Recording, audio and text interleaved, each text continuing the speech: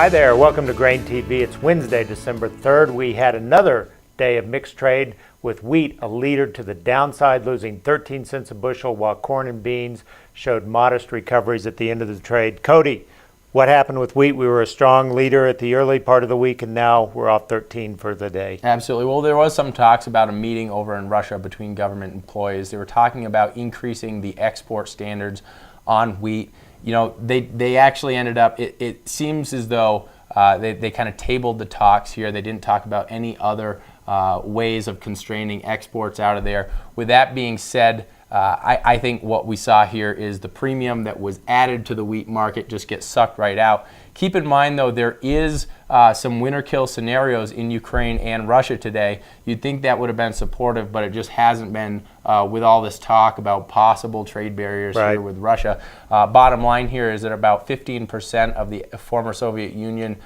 crop there is has a threat here of a winter kill scenario over the next couple nights. Yeah. But, you know, Kevin, we've talked a lot about ethanol here.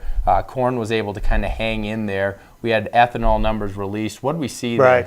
We saw a good week. It was off from last week, but that's to be expected because it was a holiday shortened week. We were off 20,000 barrels per day at 962,000 barrels. That still is outclipsing last year's pace in terms of production. And when we look at year-to-date production overall, we're still running 4.6% ahead of what we were doing this time last year. So that compares to only a 0.3% increase factored in by USDA.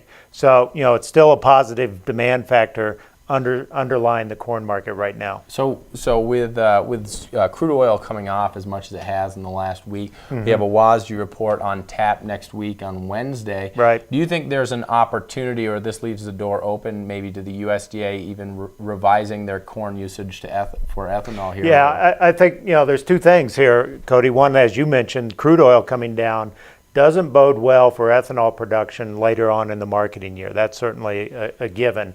But we do have exceptionally strong production in the first half of the marketing year that we've actually got in the books. So, you know, I'm not sure what USDA is going to do. I could see them sitting on the fence at this juncture because of those two counterbalancing forces right now. But certainly, as of where we are today, we are ahead of pace compared to what USDA is factoring in. But as you said, the outlook could be a little gloomier as we get into the second half of the marketing year. That sounds fair enough. Now, we also have coming out tomorrow export sales. Here's the expectations. Corn between 600 and 800,000 metric tons. Soybeans between 650 to 850,000 metric tons. And wheat expected to come in right around 300 to 500,000 metric tons. If you have any questions about what we talked about today, give us a call at 877-472-4607. We'll be talking and tweeting about these export sales as they come out early on tomorrow. And remember, if you haven't done so already, go ahead and take a demo of our mobile trading app. You can do so in the top right-hand corner of grainhedge.com. You can see what it's like to have mobile quotes in your hand there when you're on the go and away from the desk. Thanks a lot for tuning in. We'll see you here tomorrow.